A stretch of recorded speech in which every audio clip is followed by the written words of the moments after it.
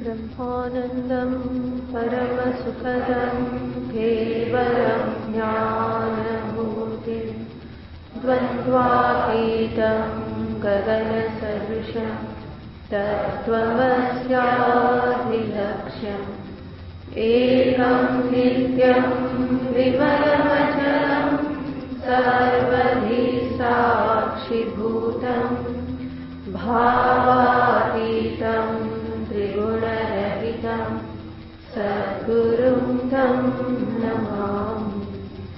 ॐ पार्थाय प्रतिबोधितां भगवता नारायणेन स्वयं व्यासेन ग्रथितां पुराणमुनिना मध्ये महाभारतम्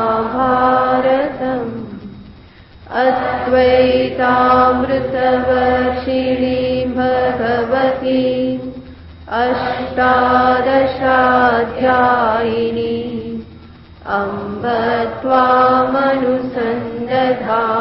भगवद्गीते भवद्वेषिणी यं ब्रह्मा वरुणेन्द्ररुद्रमरुतः स्तुन्वन्ति दिव्यैस्तवैः वेदैः साङ्गपदक्रमोपनिषदे गायन्ति यं सामगाः ध्यानावस्थिततद्गतेन मनसा पश्यन्ति यं योगिनः यस्यान्तं न विदुःसुरासुरगणा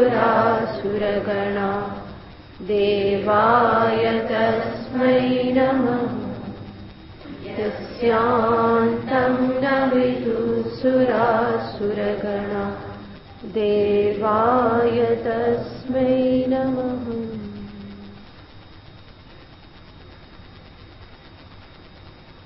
सोळहवां श्लोक। श्री भगवानुवाच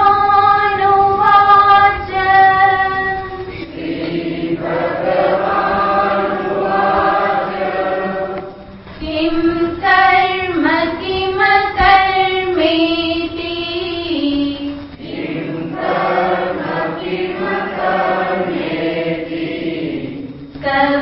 कवयोऽप्यत्र मोहिताः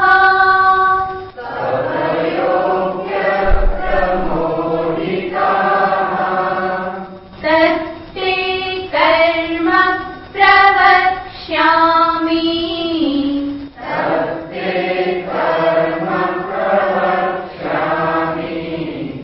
यज्ञात्वा मोक्ष्यसे शुभात्।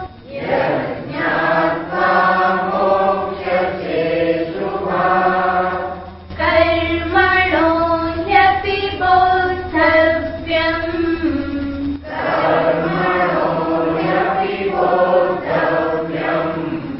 बोद्धव्यं च विकर्मणः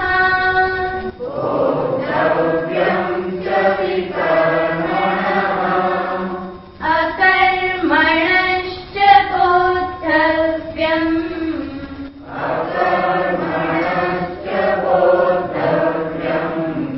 गहना कर्मणो गतिः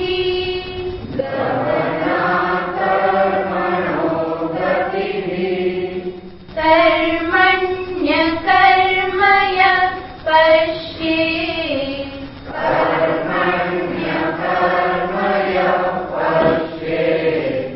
अकर्मणि च कर्म यः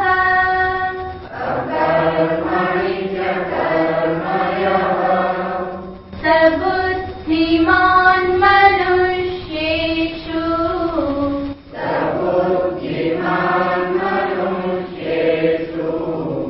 स युक्तः कृत्स्नकर्मकृत्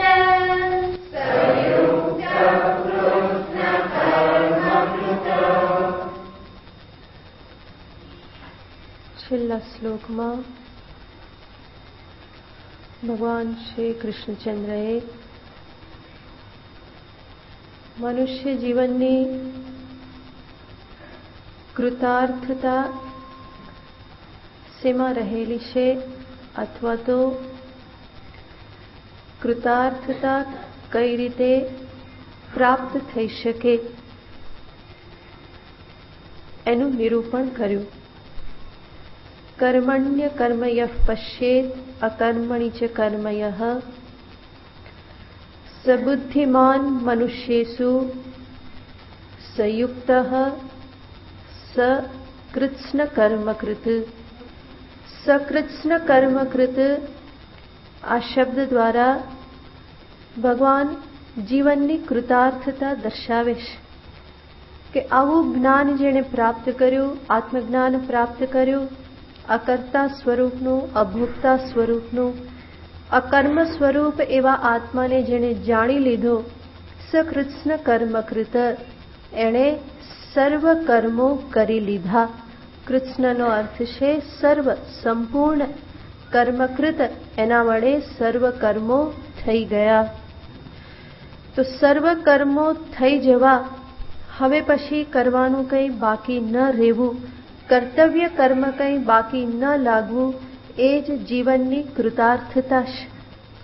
જીવનમાં એ પ્રકારની સ્થિતિ પ્રાપ્ત થાય, એવી સંતુષ્ટિ પ્રાપ્ત થાય કે જ્યાં લાગે કે હવે મારે કંઈ કરવાનું શેષ રહ્યું નથી, કરીને કંઈ મેળવવાનું નથી, ન કરીને કંઈ ગુમાવવાનું નથી. અને એટલા માટે હવે કંઈ થાય તો પણ ઠીક છે અને ન થાય તો પણ ઠીક છે. તો આવી જે અલમ સ્થિતિ, આવી સંતુષ્ટિની સ્થિતિ જે પ્રાપ્ત થાય એને જ શાસ્ત્ર કૃતાર્થતા કહેશે. અને આ હકીકત છે કે કર્મ કરતા કરતા અજ્ઞાન સહિત ક્યારેય પણ આવી સ્થિતિ પ્રાપ્ત થઈ શકે નહીં. આત્મ સ્વરૂપનું અજ્ઞાન પણ અંતરમાં હોય અને કૃતાર્થતા પણ હોય. આ બંને વસ્તુ ક્યારેય સાથે હોઈ શકે નહીં.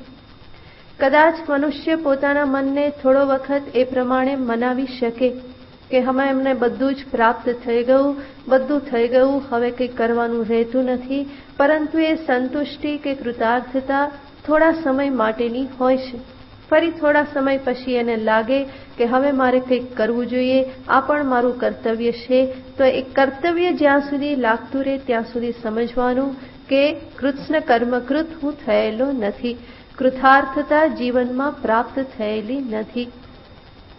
તો જેને પૂર્ણતા પ્રાપ્ત થઈ ચૂકેલી છે, પૂર્ણ સ્વરૂપને જે પીછાણી ચૂકેલો છે, એના માટે પછી કોઈ કામના નથી, કામના નથી માટે જ કોઈ કર્મ નથી, કર્મ નથી માટે કોઈ આગળ કોઈ ફલાશક્તિ પણ નથી, ફલાશક્તિ નથી માટે જીવનમાં કોઈ ભોક્તૃત્વ જેવું પણ નથી. પ્રારબ્ધવશ જે પ્રમાણે જીવન ચાલે છે એ પ્રમાણે ચાલતું રહેશે.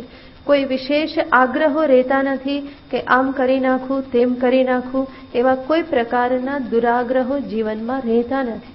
જે થઈ રહ્યું છે, પ્રારબ્ધ જે કરાવે છે, ઈશ્વર ઈચ્છાથી જે કંઈ પણ થઈ રહેલું છે કે ઈશ્વર જે કરાવે છે એ એને માન્ય છે. તો આ રીતે સંપૂર્ણ જીદમાંથી મુક્તિ, દુરાગ્રહમાંથી મુક્તિ, કર્તવ્ય કર્મમાંથી મુક્તિ, આને જ કહેવાય છે કૃતાર્થતા. અને ભગવાન એને કૃત્સ્ન કર્મકૃત આ શબ્દ દ્વારા દર્શાવે છે. તો આવી કૃતાર્થતા માત્ર પૂર્ણ એવા આત્મ સ્વરૂપના જ્ઞાનથી જ પ્રાપ્ત થઈ શકે. જ્યાં સુધી પૂર્ણતાને હું ન પીછાણું ત્યાં સુધી કંઈક ને કંઈક અધૂરપ મને લાગવાની છે. અને એ અધૂરપ જ મને કર્તવ્યનો બોધ પણ કરાવતી રહેશે કે આ અધૂરપને દૂર કરવી જોઈએ. એના પરિણામે કોઈ કામના, કામનાના પરિણામે ફરી કરવાની ઈચ્છા કંઈક કર્તવ્ય રૂપે દેખાશે, ફરી પાછો એમાં એ લાગી જશે. તો જ્યાં સુધી પૂર્ણતા જ્ઞાત ન થાય, હું પૂર્ણ છું, મારા શુદ્ધ ચૈતન્ય સ્વરૂપમાં કંઈ ખૂટતું નથી, હું સર્વવ્યાપક છું, માટે મારા માટે કોઈ ગંતવ્ય નથી, હું પૂર્ણ છું, માટે મારા માટે કોઈ કર્તવ્ય નથી. હું શુદ્ધ ચિન્માત્ર જ્ઞાન સ્વરૂપ છું, મારા માટે કોઈ જ્ઞાતવ્ય નથી. હું સર્વત્ર છું, માટે મારા માટે કંઈ પ્રાપ્તવ્ય નથી. હું સર્વજ્ઞ છું, બધાનું અધિષ્ઠાન છું, સર્વ કંઈ મારામાં છે અને એટલે મારાથી કોઈ ભિન્ન નથી, અન્ય કોઈ નથી. અહમ અનંત, અહમ અદ્વિતીય, સર્વવ્યાપક. આ પ્રકારનું જે જ્ઞાન જે છે એ જ મનુષ્યને પૂર્ણતા પ્રદાન કરે છે, એ જ કૃતાર્થતા પ્રદાન કરનારું બને છે. તો આ શ્લોકમાં ભગવાને સ્પષ્ટ રૂપે કહ્યું કે અર્જુન, આ પ્રમાણેની જે દ્રષ્ટિ પ્રાપ્ત કરે છે, આવું જ્ઞાન જે પ્રાપ્ત કરે છે એ જ કૃતાર્થ બને છે. અને આવી રીતે કૃતાર્થતાને પામેલો વ્યક્તિ આગળનું જીવન કેવી રીતે જીવશે તો એને ભગવાન આગળના શ્લોકમાં દર્શાવે છે. यस्य सर्वे समारम्भाः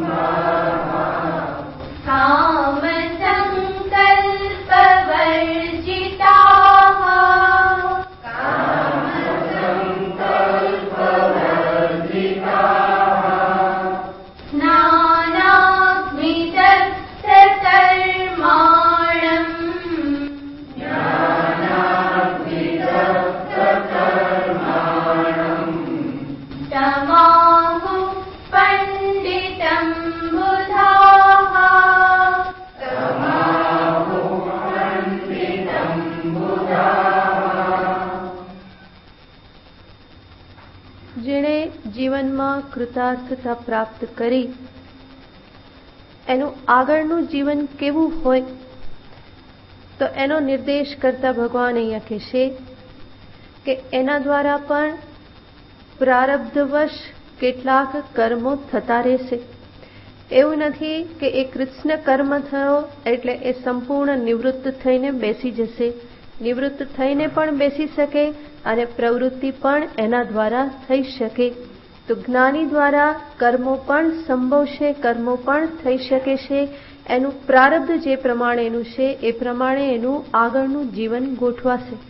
છતાં પણ હવે પછી જ્ઞાનોત્તર કાલમાં જે કંઈ પણ એના દ્વારા કર્મો થશે એ કર્મો એના માટે બંધનરૂપ નહીં બને. અને એને જ અહીંયા ભગવાન દર્શાવી આડકતરી રીતે ભગવાન જ્ઞાનની સ્તુતિ કરે છે કે આ જ્ઞાનમાં એવું સામર્થ્ય છે, જ્ઞાનમાં એવી શક્તિ છે કે કર્મ કરવા છતાં પણ પછી એ કર્મ બંધનકારી બનશે નહીં. જ્ઞાન રહિતના કર્મો સંસાર બંધનને દ્રઢ કરે છે, પરંતુ જ્ઞાનોત્તર કાલના કર્મો જે છે એ જ્ઞાનીને કોઈ રીતે બંધનરૂપ થતા નથી, સંસારમાં એને નાખનારા થતા નથી. તો એ કઈ રીતે એને અહીંયા ભગવાન દર્શાવે છે. યસ્ય સર્વે સમારંભાઃ કામ સંકલ્પ વર્જિતાઃ. તો જ્ઞાની જે છે એના દ્વારા પણ કર્મ થશે, એની ઉપસ્થિતિ આ જગતમાં છે અને એનું પ્રારબ્ધ પણ એવા પ્રકારનું છે કે કેટલાક કર્મો એના દ્વારા થાય. તો ત્યાં જ્ઞાની પોતે એવી જીદ કરીને નહીં બેસે કે મારે તો કંઈ કરવું નથી, હું તો જ્ઞાની છું, નિવૃત્ત થઈને બેસીશ. જો એવી જીદ થાય તો પણ સમજવાનું કે હકીકતમાં સાચું જ્ઞાન અંતરમાં ઉદિત થયું નથી. કારણ કે જ્ઞાનોત્તર કાલમાં જ્ઞાનીનું શરીર જે છે એ પ્રારબ્ધને સમર્પિત છે. પ્રારબ્ધ જે પ્રમાણે કરાવે એ પ્રમાણે એના શરીર દ્વારા કર્મો થતા રહેશે. અને એના દ્વારા જો સમાજમાં કંઈક સારું કાર્ય થવાનું હોય, કોઈને લાભ થવાનો હોય, સમાજમાં એના દ્વારા થતા કર્મો જો સમાજને માટે આશીર્વાદરૂપ બનતા હોય તો એમાં એવા કર્મો એના દ્વારા થાય, એમાં કંઈ ખોટું નથી. તો એને સામે રાખી અને ભગવાન કહેશે યસ્ય સર્વે સમારંભાઃ. એકના કર્મ કેવા હશે? ભગવાન કહેશે કે જેના સર્વ કર્મ કેવા છે. સમારંભ. સમારંભનો અર્થ અહીંયા એવો નથી આપણે જે ગુજરાતીમાં સમારંભ કહીએ છીએ કે મોટો સમારંભ છે એવો અર્થ અહીંયા નથી, પરંતુ સમારંભ એનો અર્થ છે સમ્યક આરંભાઃ. આરંભ શબ્દ કર્મને અર્થે વપરાય છે. કર્મનો આરંભ થાય છે, એની શરૂઆત થાય છે એક કાળમાં. તો આરંભાહા કર્મો, જેના કર્મો, એના કર્મો કેવા હશે કે છે સમ્યક આરંભાહા, સારી રીતના કર્મો. સારી રીતના કર્મો એનો અર્થ છે સમજપૂર્વકના સુવ્યવસ્થિત કર્મો એના દ્વારા થશે. તેના જ્ઞાનીના સર્વ કર્મ સમજદારીપૂર્વકના, બુદ્ધિપૂર્વકના, સુવ્યવસ્થિત સંચાલન પૂર્વકના, વ્યવસ્થાપૂર્વકના, પ્લાનિંગ પૂર્વકના હશે. એવું નહીં કે આપણે કર્મમાં બધું ઊંધા ચત્તું કરતા લઈએ એટલે આપણે જ્ઞાની ગણાઈ જઈએ, એવું નથી. બલકે એનાથી ભગવાન ઉલટું કહેશે કે જ્ઞાની જે કર્મ કરશે એ કર્મ કેવું હશે? વ્યવસ્થિત કર્મ હશે, આયોજન પૂર્વકનું કર્મ હશે.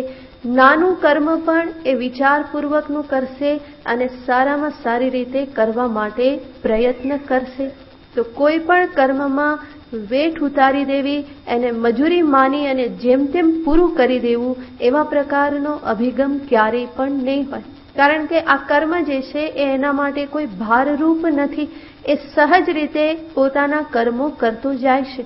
તો જે પ્રાપ્ત થયેલું છે એમાં પોતાની ઉપાધિ દ્વારા, એ બુદ્ધિ દ્વારા વિચારી શકે, ઇન્દ્રિયો દ્વારા કંઈ પણ કરી શકે, શરીર દ્વારા કરી શકે, તો એને વ્યવસ્થિત રૂપે કરવા માટે પ્રયત્ન કરે છે.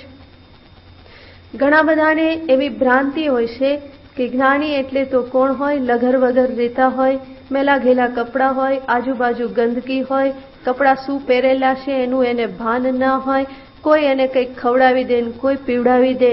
તો આવી આપણી એક પ્રકારની માન્યતા છે. જરૂર એ પણ જ્ઞાનીની એક અભિવ્યક્તિ છે, એ અવધૂત કોટીના જ્ઞાનીની વાત છે. પણ ભગવાન અહીંયા જે જ્ઞાનીની વાત કરે છે એ એક અલગ જ્ઞાનીની વાત છે. ભગવાન કૃષ્ણ જે જ્ઞાનીને દ્રષ્ટિમાં રાખે છે એ સમાજને માટે એક આદર્શ વ્યક્તિ રૂપે એને સાથે સાથે જુએ છે, જેનું ભગવાને આગળ સ્થિત પ્રજ્ઞ રૂપે નિરૂપણ કરેલું છે. જે સમાજની વચ્ચે રહે છે, સમાજની જ એક વ્યક્તિ તરીકે એ રહે છે અને એ સમાજમાં આદર્શ રૂપ છે. એવા જ્ઞાનીની વાત ભગવાન કરે છે કે જેનું અનુસરણ કરનારા એની પાછળ ઘણા બધા છે. યદ્યદા ચરતિ શ્રેષ્ઠ તત્તદેવેતરો જનઃ, જે ભગવાન આગળ કહી ચૂકેલા છે. તો એવા શ્રેષ્ઠ જ્ઞાનીની વાત કરે છે. અવધૂત કોટીના જ્ઞાનીની વાત ભગવાન અહીંયા કરતા નથી. અવધૂત કોટીના પણ જ્ઞાની હોય છે, પરંતુ એમનું જે આચરણ હોય છે એ સમાજને માટે અનુસરણીય હોતું નથી. એ જે પ્રમાણે કરે કે એ પ્રમાણે સમાજ કરી શકે નહીં, એના જીવનની પદ્ધતિને સમાજ અપનાવી શકે નહીં. પરંતુ અહીંયા એવા જ્ઞાનીની વાત છે કે જે એક આદર્શ છે, એક આચાર્ય સ્થાને છે, એક ગુરુના સ્થાને હોઈ શકે, સમાજમાં એક આદરણીય વ્યક્તિના સ્થાને છે કે જેનું અનુસરણ સમાજ આસાનીથી કરી શકે. તો એવા જ્ઞાનીની ભગવાન વાત કરે છે. અને એટલા માટે કહ્યું કે યસ્ય સર્વે સમારંભાહ, જેના કર્મ બધા કેવા છે? સમ્યક આરંભાહ. એ કર્મ જેટલા પણ કર્મ કરે છે એટલા કર્મ એ સારી રીતે કરે છે. ક્યાંય પણ કર્મને જલ્દી પૂરું કરી દેવું, કર્મ બોજો છે, મજૂરી છે, દસરડો છે, એવું એને ક્યારેય લાગતું નથી. પરંતુ સહજ રીતે એ સારામાં સારી રીતે કર્મ કરવા માટે હંમેશા એ તૈયાર રહેશે. કરવાનું જ છે તો પછી સારામાં સારી રીતે કરવાનું, અને નહીં તો પછી હાથ લગાડવાનો નહીં. આ હંમેશા એનો અભિગમ હોય છે. જ્યારે પ્રારબ્ધવશ માથે આવી જ પડે, કરવાનું જ છે, તો પછી એમાં પીછેહટ કરવાની કે એને જેમ તેમ સમાપન કરી દેવાની વૃત્તિ ના હોય. ના કરવું હોય તો હાથ લગાડવાની જરૂર નહીં. દુરાત અસ્પર્શનમ વરમ, પહેલેથી જ એનાથી દૂર રહેશે. તો આને કહેવાય સમ્યક આરંભ, કે વિચાર પૂર્વક એ કરે છે.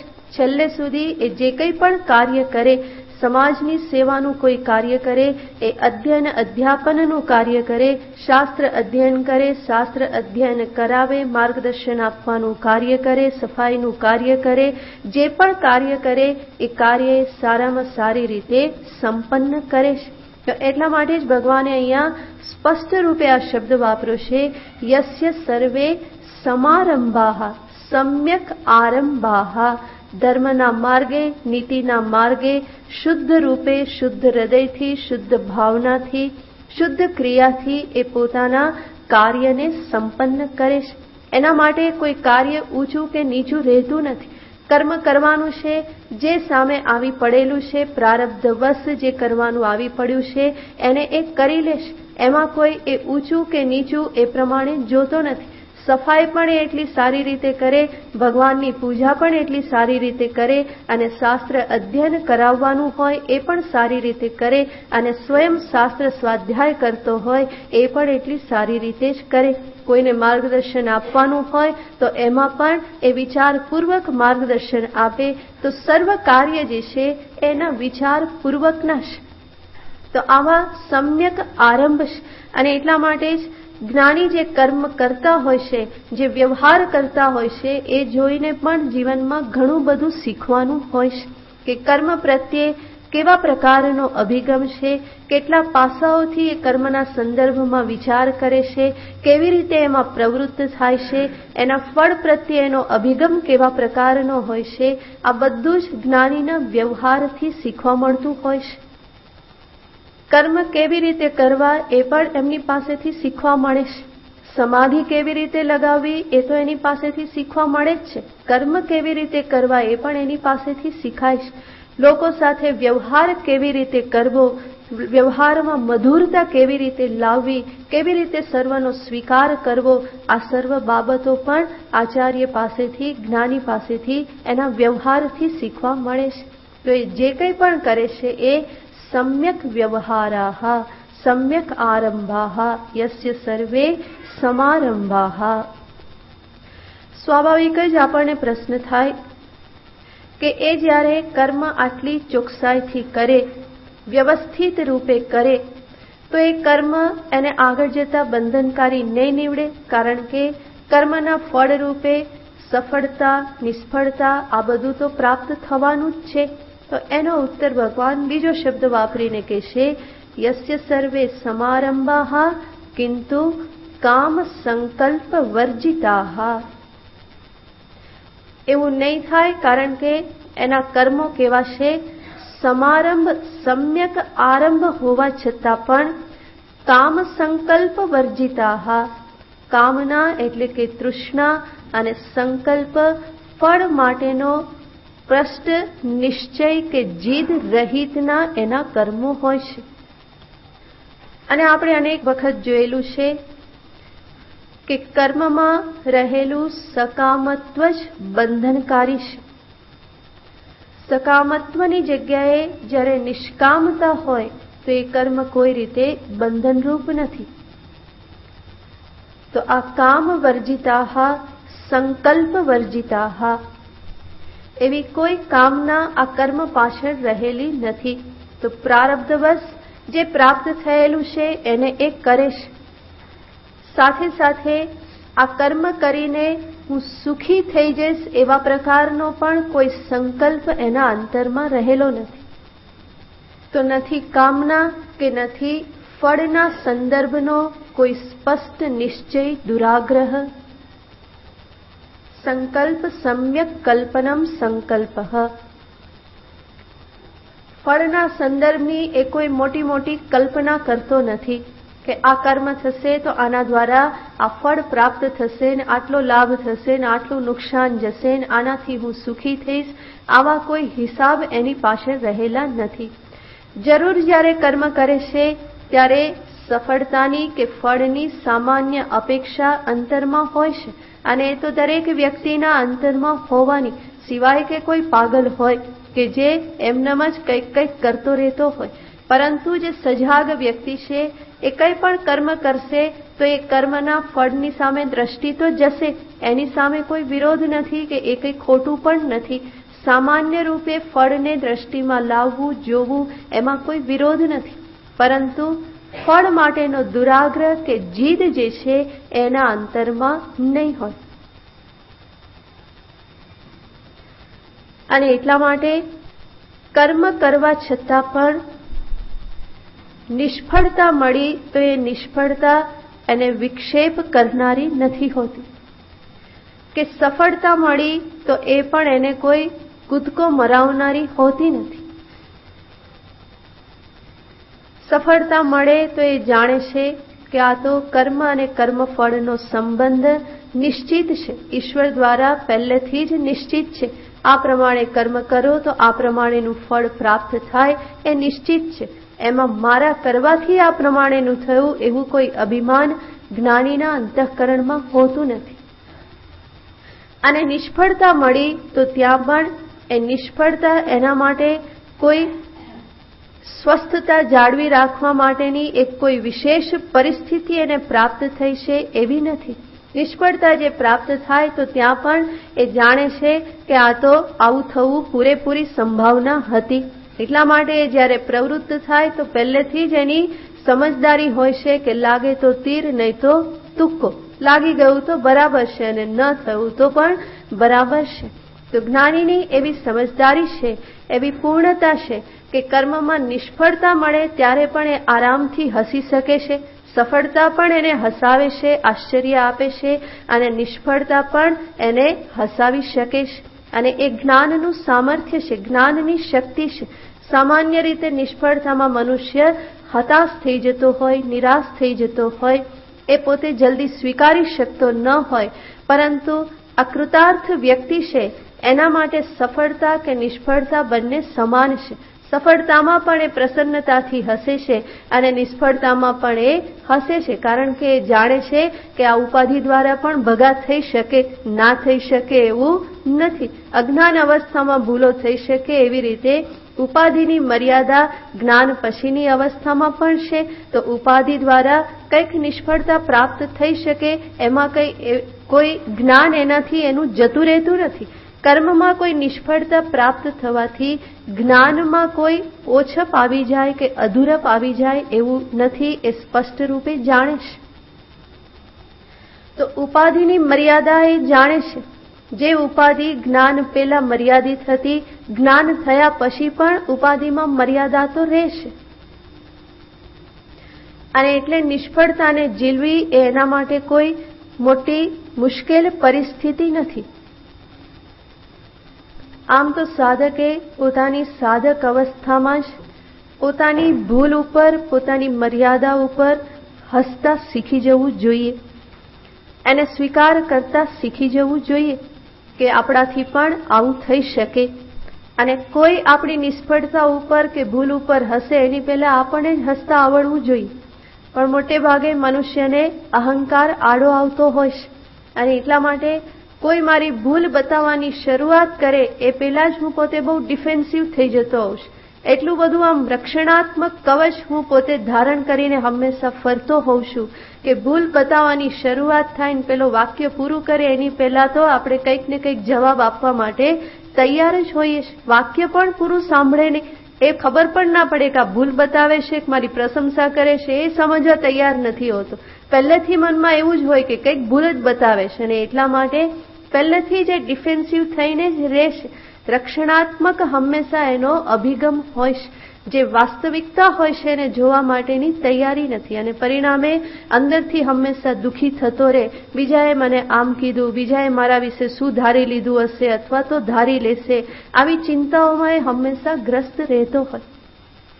પણ પોતાના વ્યક્તિત્વને મારે એક સહજતાથી લેતા શીખવાનું હોય. એટલા બધા આપણે ઇમેજ કોન્શિયસ થઈ જઈએ કે ક્યારેય પણ સહજતાથી જીવી ન શકીએ તો એવા જીવનમાં આનંદ શું આવે? આ ઇમેજ કોન્શિયસ એક એવી વસ્તુ છે કે મનુષ્ય પોતે જ પોતાની આજુબાજુ એક કવચ રચી દેશે કે એમાંથી એ પોતે બહાર નીકળી શકતો નથી. પોતે જ રચેલા કવચમાં પોતે જ હંમેશા ગુંગળાતો રહેશે. અને કોઈ એ કવચને થોડી પણ જો તોડવાની કોશિશ કરે એ પહેલા તો એ પોતે રડારોડ હાય હોય કરવા એવો મચી જાય કે પેલો અડવાની પણ પછી હિંમત કરે નહીં કે બરાબર. એટલે ભૂલ બતાવે એ પહેલા તો એટલી બધી એની જસ્ટિફિકેશન આપવા માટે એટલો બધો તૈયાર હોય છે કે બતાવનારને થાય કે આમાં કંઈ બતાવવા પણ હવે છે નહીં, કંઈ આગળ વધવા જેવું છે નહીં, કારણ કે એ વ્યક્તિ સમજવાની નથી. તો સમજવા માટેની જ તૈયારી હોતી નથી.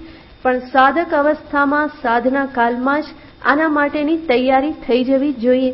આપણને આપણા વ્યક્તિત્વનો પૂરેપૂરો પરિચય હોય.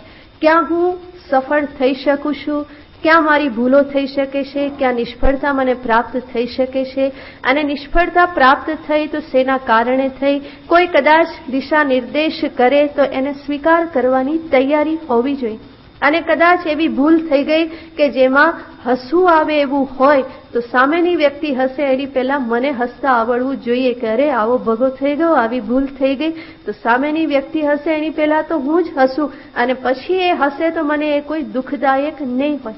તો બીજા પણ મારા ઉપર હસી શકે એને પણ મારે સ્વીકાર કરવો રહ્યો. અને એ સ્વીકાર ત્યારે થશે જ્યારે એની પહેલા હું પોતે હસી શકું એવી હું તૈયારી કરું. અને આ બહુ મોટી વસ્તુ છે. પોતાની ભૂલ ઉપર, પોતાની કમજોરી ઉપર હસવું એ ખરેખર બહુ મોટી વસ્તુ છે. આટલું પણ જો માણસ કરી શકે ને તો એ ઘણો મોટો સફળ કહેવાય. અને આ સાધના કરનારો કૃતાર્થતા સુધી પહોંચેલો વ્યક્તિ કોઈ સામાન્ય વ્યક્તિ તો નથી. એણે પોતાના જીવનને, પોતાની ઉપાધિને, પોતાના વ્યક્તિત્વને, પોતાની ઇન્દ્રિયો, શરીર, મન આ બધાને સંપૂર્ણ રીતે પીછાણેલા છે. અને એટલા માટે જ્ઞાનોત્તર કાલમાં પણ એ જાણે કે આવી ભૂલો તો થઈ શકે, કર્મમાં આપણે પણ નિષ્ફળ જઈ શકીએ. એવું નથી કે હંમેશા સફળતાને સફળતા જ મળે. તો આ તો જીવનનો સ્વભાવ છે. અને સફળતા કે નિષ્ફળતાને જ્ઞાનની સાથે કંઈ લેવા દેવા નથી. સફળ થઈ જાઉં તો મારું જ્ઞાન વધી જાય, નિષ્ફળ થઈ જાઉં તો મારું જ્ઞાન ઓછું થઈ જાય, આવું તો કંઈ એની સાથે સંબંધ નથી. બલ્કિ જ્ઞાનમાં એ સામર્થ્ય છે કે જે મને સફળતા અને નિષ્ફળતા બંનેમાં સમત્વ ધારણ કરતા શીખવે છે. સિદ્ધ સિદ્ધ્યો સમો ભૂત્વા સમત્વમ યોગ ઉચ્યતે. ભગવાન અનેક જગ્યાએ કહે છે સિદ્ધિ અને અસિદ્ધિમાં તું સમો ભૂત્વા, સમત્વને તું ધારણ કર. સમત્વમ યોગ ઉચ્યતે. ઉચ્યતે સમત્વ જ યોગ છે. લાભાલાભો જયા જયો તતો યુદ્ધાય યુજ્યસ્વ. ભગવાન અનેક જગ્યાએ આ દ્વંદ્વમાં સમત્વ ધારણ કરવા માટે કહે છે. તો સાધના કાલમાં પણ આ સમત્વની સાધના છે.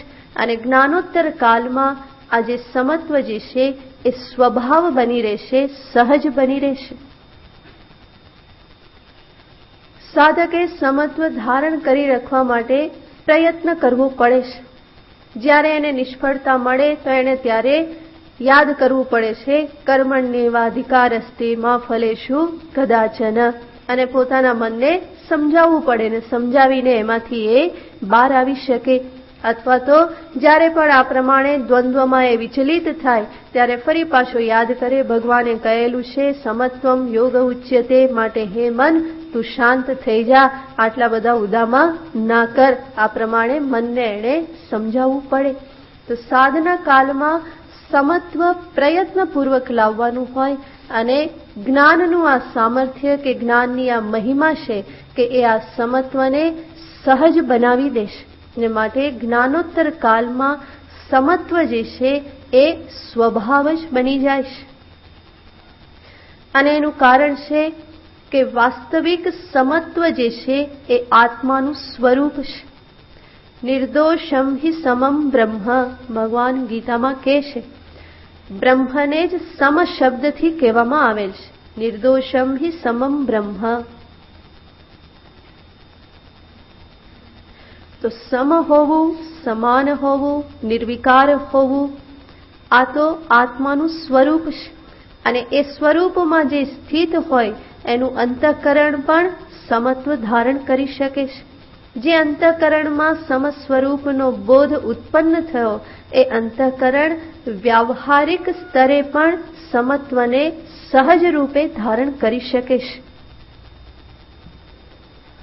તો જ્ઞાની દ્વારા સર્વ કર્મો થતા હોવા છતાં પણ એ કર્મ બંધનથી હંમેશા નિર્લેપ છે. કર્મજનિત ફળ જે છે એના અંતરમાં સુખ દુઃખ કંઈ ઉત્પન્ન કરતા નથી. એના અંતરમાં કોઈ આનંદનો અતિરેક કે પછી દુઃખનો વિક્ષેપ કોઈ એના દ્વારા ઉત્પન્ન થતો નથી. માટે જ્ઞાનીનું નિરૂપણ કરતા શંકરાચાર્યજી કહે છે નંદતિ નંદતિ નંદત્યેવ. હંમેશા એ શું છે આનંદમાં છે. નંદતી આનંદમાં રહેશે. એટલે જ મેં કહ્યું એમ, સફળતા મળે તો પણ ખુશીથી હસેશ, અને નિષ્ફળતા મળે તો એને પણ એ હસી શકેશ. સફળતા નિષ્ફળતા એના આનંદને જરા પણ વિચલિત કરી શકતી નથી. તો નંદતી નંદતી નંદતી એવ, 3 વખત નંદતી નંદતી કહી અને એવકાર લગાડે છે. એ શું દર્શાવે છે કે કર્મ કરવા છતાં, ન કરવા છતાં, સફળતા મળવા છતાં, નિષ્ફળતા મળવા છતાં, સુખદ અનુભવ હોવા છતાં, દુઃખદ અનુભવ હોવા છતાં પણ સ્થિતિ અંતઃકરણની કેવી રહેશે?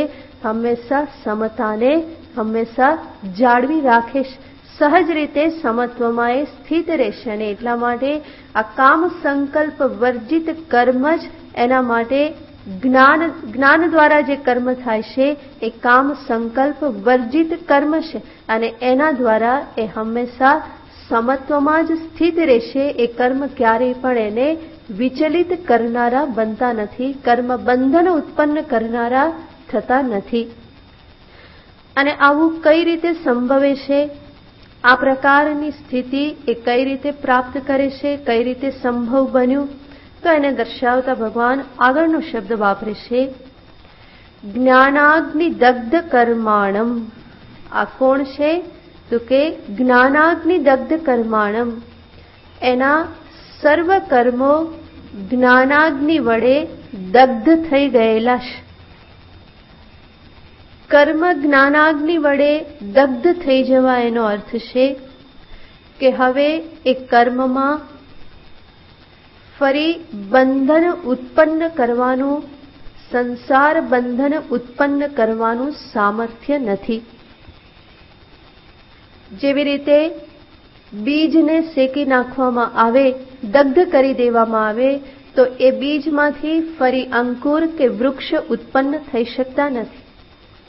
એવી રીતે જ્ઞાનીનું કર્મ બીજ છે અજ્ઞાન, એ અજ્ઞાન જ નિવૃત્ત થઈ ગયેલું છે, અને માટે સર્વ કર્મ પણ કેવા છે? તો કે દગ્ધ બીજ સમાન છે. અને એટલા માટે એ કર્મમાં ફરી હવે કોઈ લેપ ઉત્પન્ન કરવું, સંસાર અંકુરને ફરી જન્મ આપવાનું કોઈ સામર્થ્ય એ કર્મ બીજમાં રહેલું નથી. તો સર્વ સમસ્યાના મૂળમાં તો અજ્ઞાન જ રહેલું છે. અજ્ઞાનના કારણે જ અપૂર્ણતાનો અનુભવ, અપૂર્ણતાના અનુભવના કારણે ઈચ્છા, ઈચ્છાના કારણે કામના, કામનાના કારણે કર્તૃત્વ, કર્તૃત્વના કારણે કર્મ થશે, કર્મના કારણે કર્મફલ, કર્મફલના કારણે કર્મફલાસક્તિ, આસક્તિના કારણે સુખ કે દુઃખની પ્રાપ્તિ, અને એ સુખ દુઃખના સંસ્કારના આધારે ફરી ફરીને કામના, કર્મ, કર્મફળ, આ ચક્ર સતત ચાલ્યા કરે છે. પરંતુ જ્ઞાનીનું જે મૂળ બીજ, અજ્ઞાન બીજ જે છે એ જ દગ્ધ થઈ ચૂકેલું છે. અને એ દગ્ધ થઈ જવાથી નથી કોઈ કામના, નથી કોઈ કર્તૃત્વ, નથી કર્મ માટેનું અભિમાન, કે નથી ફળ માટેની આસક્તિ. તો આ રીતે જોઈએ તો મૂળ ઉપર પ્રહાર કરી દેવામાં આવેલો છે, અને મૂળ ઉપર પ્રહાર થઈ ગયેલો હોવાથી હવે આગળ કોઈ અંકુર ફૂટવાની કોઈ સંભાવના નથી. તો જ્ઞાનાગ્નિ દગ્ધ કર્માણમ. તો એના સર્વ કર્મ જે છે એ જ્ઞાનાગ્નિ દ્વારા દગ્ધ થયેલા છે. એટલે કે એમાં જે આગળ જે અંકુર ફૂટવાની સંભાવનાઓ જે હતી એ સર્વ સંભાવનાઓ દગ્ધ થઈ ચૂકેલી છે. અને એટલે જ એ કર્મ એના માટે કોઈ રીતે બંધનકારી બનતા નથી. જ્ઞાનાગ્નિ દગ્ધ કર્માણમ તમાહુ પંડિતમ બુધાહા. ભગવાન કહે છે આને જ બુધાહા જ્ઞાની પુરુષો પંડિત કહેશે. તમ પંડિતમ આહુહુ. એને પંડિત કહેશે. પંડિત શબ્દનો અર્થ સંસ્કૃતમાં થાય છે જ્ઞાની. પંડા બુદ્ધિ જ્ઞાનમ અસ્ય અસ્તિ ઇતિ પંડિતઃ. જેની પાસે જ્ઞાન છે, સમજદારી છે, એને કહેવાય પંડિત. અને ભગવાન કહે છે કે જે આ પ્રમાણે જ્ઞાનાગ્નિ દગ્ધ કર્માણમ જે છે, જ્ઞાન વડે જેના કર્મો કર્મબીજ જેના દગ્ધ થઈ ગયેલા છે એ કોણ છે? પંડિત છે. અને એવું કોણ કહેશે? બુધાહા. બીજા પંડિતો આ પ્રમાણે કહેશે. બુધાહા એટલે જ્ઞાનીનઃ. તો ભગવાન કહેશે કે માત્ર હું કહું છું એવું નહીં, પરંતુ કોણ કહેશે? અન્ય જ્ઞાની પુરુષો પણ આ પ્રમાણે કહેશે. અન્ય બુદ્ધજનો ડાહ્યા પુરુષો પણ આ પ્રમાણે કહેશે કે આ જ સાચો જ્ઞાની છે, પંડિત છે. આટલું કહ્યા પછી ભગવાન આગળના શ્લોકમાં ફરી જ્ઞાનીની જ વાત કરે છે, પરંતુ એ જ્ઞાની કેવા? તો કે પ્રવૃત્તિ માર્ગી જ્ઞાની. તો એનું નિરૂપણ આગળના શ્લોકમાં કરે છે, 20મા શ્લોકમાં. त्यक्त्वा कर्मफलासङ्गम्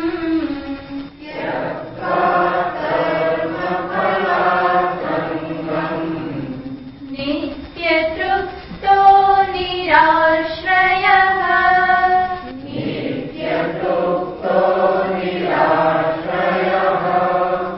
कर्मण्यभिप्रवृत्तोऽपि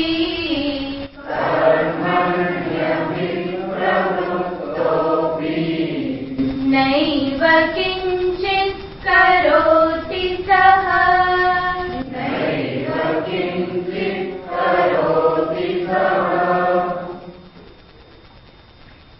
કર્મણી અભિપ્રવૃત્તોપી. કર્મમાં ખૂબ પ્રવૃત્ત હોવા છતાં પણ નૈવ કિંચિત કરોતિ સહ, એ કંઈ પણ કરતો નથી.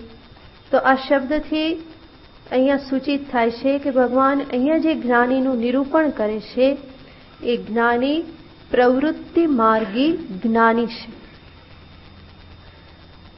તો બે પ્રકારે જ્ઞાની જોવામાં આવે છે. એક તો કહેવાય છે નિવૃત્તિ માર્ગી અને બીજા છે પ્રવૃત્તિ માર્ગી. અને આ જે નિવૃત્તિ માર્ગી કે પ્રવૃત્તિ માર્ગી જે ભેદ પડે છે એ ભેદ શેના આધારે છે? તો કે જ્ઞાનીના પ્રારબ્ધના આધારે. નહીં કે આમાં કોઈ પસંદગી રહેલી છે, પરંતુ પ્રારબ્ધના આધારે આ પ્રમાણે ભેદ છે. તો બંને જ્ઞાની. જ્ઞાનેન વિદ્વત સંન્યાસી. જ્ઞાન દ્વારા જ એ વિદ્વાન થયેલા છે. કર્મ સંન્યાસ થયેલો છે, છતાં પણ શરીરના આધારે, ઉપાધિના આધારે જ્ઞાન દ્વારા તો અકર્તા આત્માને જાણેલ છે અને માટે સમજેલ છે કે મારામાં કોઈ કર્મ નથી, છતાં પ્રારબ્ધના આધારે શરીરના સ્તર પર, ઉપાધિના સ્તર પર કર્મો થતા રહે અથવા તો ન થાય, આ બંને સામે રાખી અને બે પ્રકારે ભેદ પાડવામાં આવે છે. તો નિવૃત્તિ માર્ગી જ્ઞાની, જેને આપણે સંન્યાસી તરીકે ઓળખીએ છીએ, જેણે સંન્યાસ ધારણ કરેલ છે, વિધિવત કર્મ સંન્યાસ જેણે ધારણ કરેલો છે. અને એવા જે જ્ઞાની છે એના જીવનમાં વિશેષ કોઈ કર્મો નહીં હોય, પરંતુ શાસ્ત્રનું અધ્યયન, અધ્યાપન, ઉપદેશ કર્મ, શિષ્યને માર્ગદર્શન આદિ જે કર્મ જે છે એ કર્મો એના દ્વારા થશે. અને સાથે સાથે શરીર યાત્રાને અર્થે જે કર્મ છે એ કર્મો થશે. જ્યારે પ્રવૃત્તિ માર્ગી જ્ઞાનીનો અર્થ છે કે જેણે સંન્યાસ ધારણ કરેલો નથી, પરંતુ જે ગૃહસ્થાશ્રમમાં છે, ગૃહસ્થ છે. તો આનાથી સ્પષ્ટ થાય છે, સૂચિત થાય છે કે જ્ઞાની માત્ર સંન્યાસી જ હોય એવું જરૂરી નથી. ગૃહસ્થ પણ જ્ઞાની હોઈ શકે. અને ગૃહસ્થાશ્રમમાં રહીને જ્ઞાન પ્રાપ્ત થયેલું છે, પરંતુ ગૃહસ્થાશ્રમમાં હોવાથી જ સાથે સાથે ત્યાં કેટલાક કર્મ પણ એના દ્વારા થશે. કર્મ સંન્યાસ તો ધારણ કરેલો નથી, અને માટે સમાજમાં એ જ્યાં છે, ઘરમાં પરિવારમાં એ જ્યાં છે, ત્યાં એણે પોતાનો ભાગ ભજવવાનો છે, પોતાનો રોલ એણે ભજવવાનો છે. એ ગૃહસ્થ જ્ઞાની પિતા હોઈ શકે, પતિ પણ હોઈ શકે, ભાઈ પણ હોઈ શકે, પુત્ર પણ હોઈ શકે. અને એટલા માટે એક પિતા તરીકે, ભાઈ તરીકે, પુત્ર તરીકે જે પણ કર્મ એને પ્રાપ્ત થાય છે, એ કર્મ એ પોતે નિભાવતો રહેશે. પરિવારનું પાલન પણ કરવામાં એને કોઈ વિરોધ હોતો નથી. ગૃહસ્થ છે, પરિવાર છે, તો પરિવારનું પાલન એ પણ પ્રાપ્ત થયેલું કર્મ છે. એનું પ્રારબ્ધ છે કે એ એવી પરિસ્થિતિમાં રહેલ છે, અને એ પરિસ્થિતિમાં આ પ્રકારના કર્મો એને પ્રાપ્ત થયેલા છે, તો એ કર્મો એ કરે છે. એ પ્રકારના પાત્ર, એ પ્રકારના રોલ, પોતાનો ભાગ એ પોતે ભજવવાનો છે. અને એ ભાગ ભજવવામાં અનેક પ્રકારના કર્મો એ કરે છે, ને એટલા માટે જ એને પ્રવૃત્તિ માર્ગી કહેવામાં આવે છે.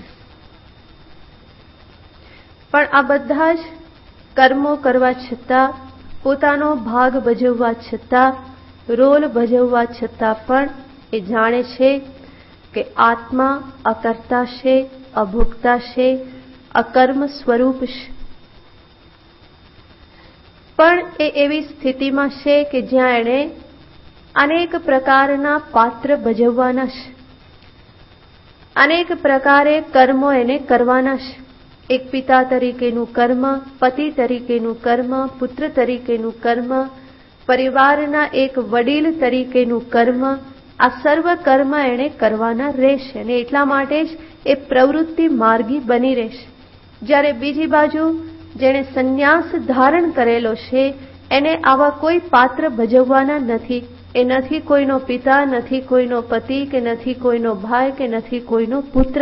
તો પરિવાર સાથે એ સંકળાયેલો નથી, અને એટલા માટે વિશેષ કર્મો એણે કરવા પડે એવું નથી.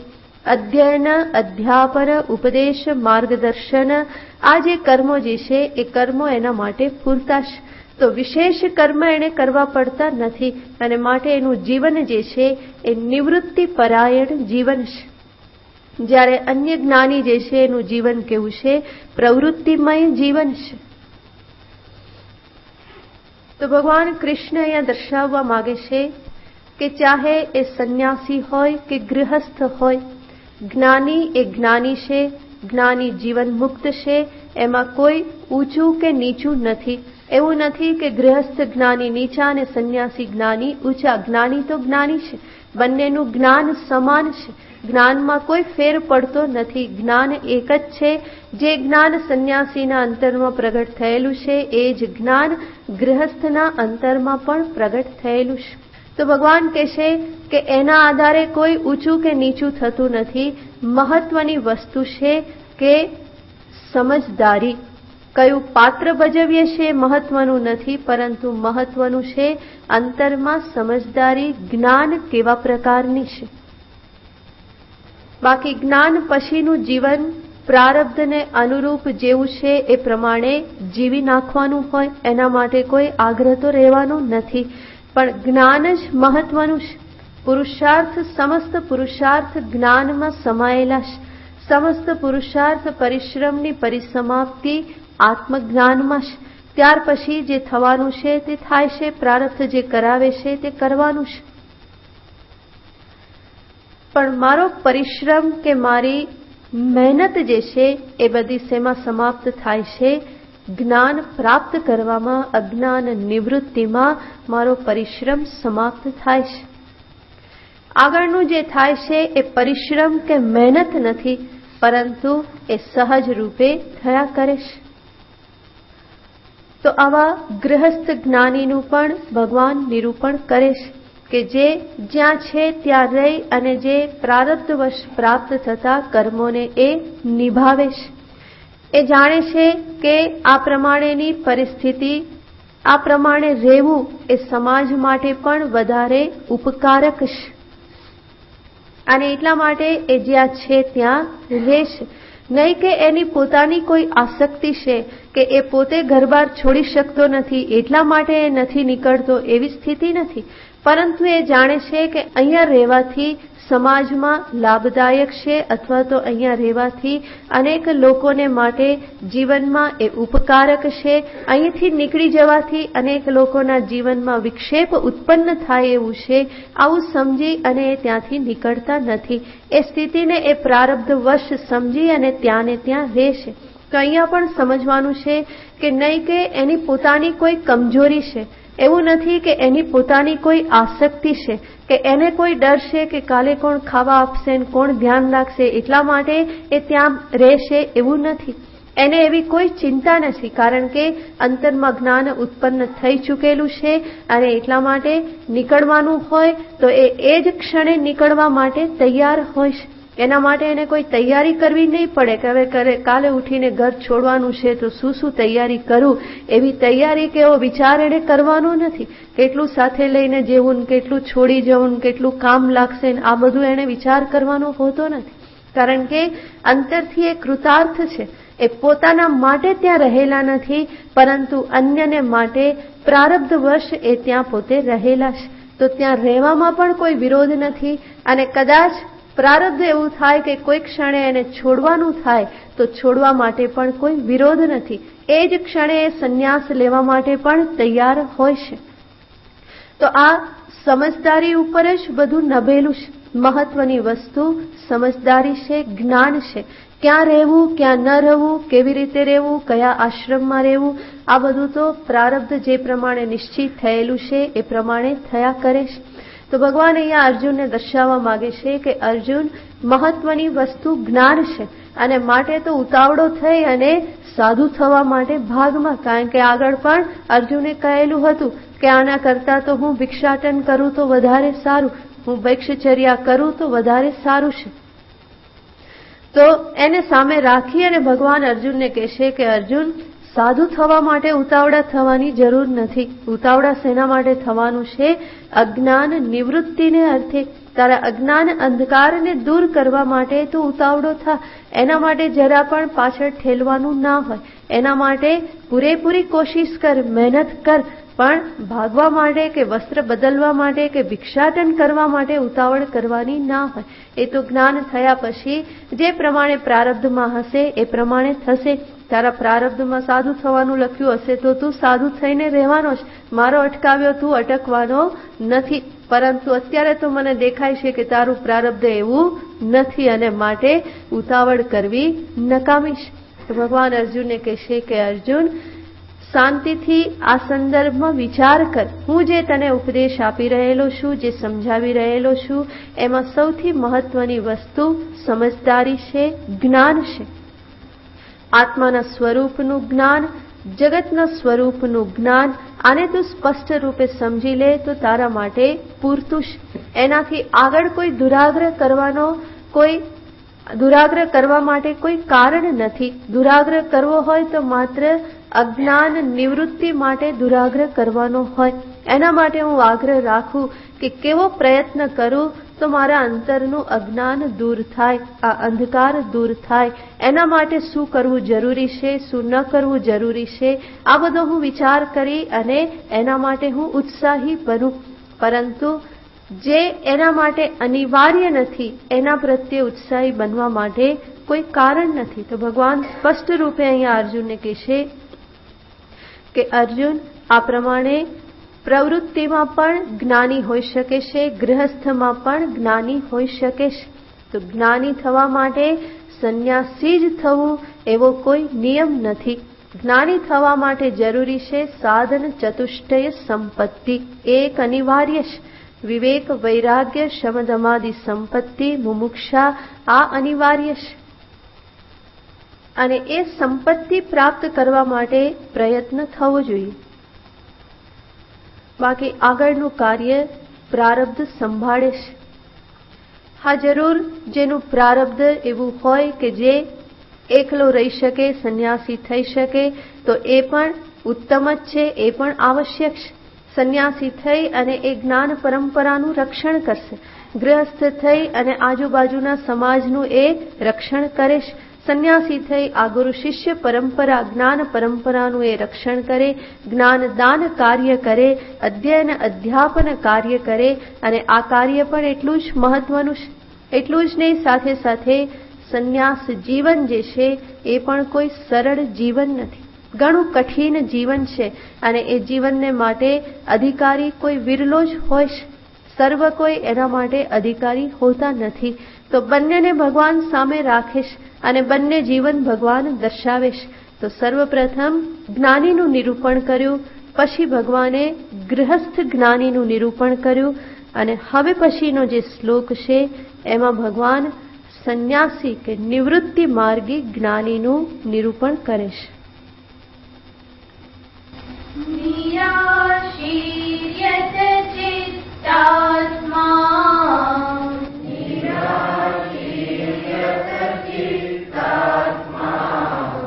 યસ્ત સર્વ પરિગ્રહઃ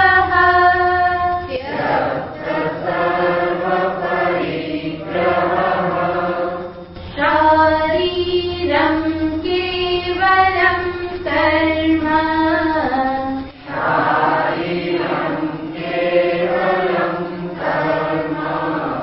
कुर्वन्नाप्नोति किल्बिषम्